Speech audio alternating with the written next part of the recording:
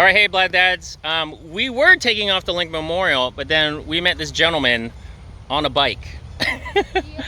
And he just called himself the gentleman on the bike. But he has such an amazing story. I'm going to turn around and do an interview of him, and what he's doing is so interesting. And then there's one more interesting thing that is going to tie all this together. Let me just turn around so we can go ahead and talk. All right, how you doing, sir? All right, how are you? Good, and I'm doing great because we're here in front of the White House on this beautiful day, and I see you're on a bike, but not just any bike. What kind of bike is this? Salsa Blackboro. Okay, and it's a little different from any of the bikes I've seen, and why is that? What do you have on here? Everything including the kitchen sink. Okay, everything including the kitchen sink. So if you can go from the front to the back, what do you have with you and why? Okay, sleeping bag. It's waterproof container. Container to keep my hot food in. Water, extra water. Sleeping bag. A hammock in case I get lazy. A sleeping pad to keep me off the rocks. Food, cooking gear, clothing, and repair supplies for the tour. It's like that's not a motorcycle. Awesome. No, it's man-powered. Yeah, he's the man. And why? And that's a great segue. Why are you the man? Because what is this man going to do? I'm traveling from northeast Pennsylvania. Now I'm in DC, heading to Washington State, down to California, and across to Florida. Taking about 6 months, 10,000 miles. Wow. And I'm just doing it for my personal life, liberty, and the pursuit of happiness. Oh, I love that. That's so important So because fitting right here. it's very, very fitting in front of the White House and being here in DC, because there's not a lot of freedoms that other people have, and to have it here in the United States and being able to utilize that and have his right to do what he wants to do on this amazing trip. That's amazing.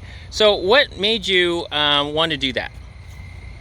I don't know, a bunch of things put together, probably working too hard, the pandemic. I invested a lot of my money in cryptocurrencies, and now I'm able to afford to make the trip. Good for you. Good for you.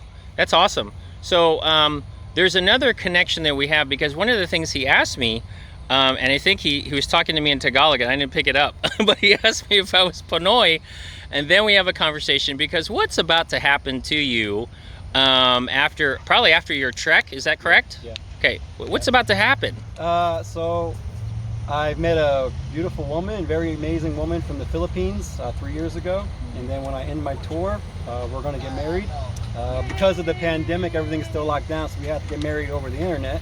But it'll be a legal ordeal, and then from there, I'll apply for her to come to live in America, which will probably take another 7 to 10 months. Well, that's a long time. I mean, that's a testament to you. And what's her name, by the way? Billy. Billy. Yeah. And Billy or Millie? Billy. Billy. William. Billy So William's my first name, but Billy is... Billy. Okay. so that's a testament to you and your soon-to-be, or fiance now, or fiance, to come over here. So are you going to get married in Florida? No, he said. So in Utah, Utah has just allowed it where you can get married online. Wow. And Okay, the it's United interesting. States recognizes any state in the United States that has a legal marriage, they recognize that as legal marriage.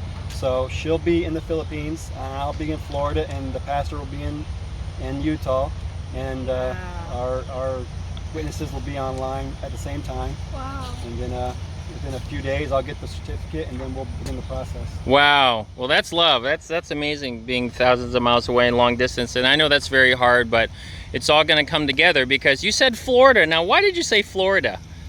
Well, Florida is where I'm going to end up and move. And- in the northern part of Florida, outside of Jacksonville. And what's that city called, or town? Yulee.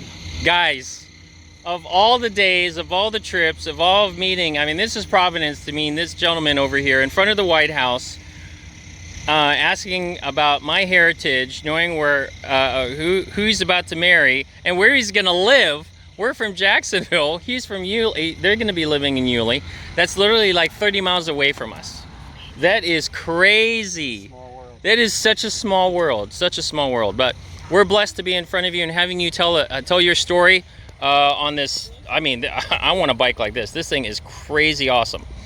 So anyway, if you like what you see here at Blab Dad, go ahead and like, comment, subscribe, and don't forget to hit the notification bell. And not only that, maybe we'll hear some updates from this gentleman, and we can go ahead and tune you in on where he is. I mean, I would love to see some kind of video on his travels, but that's totally up to him, and it's great that we're able to meet him. All right, thank you, sir. Yes, sir. Okay, bye, guys. Bye, guys. Over to Lincoln Memorial.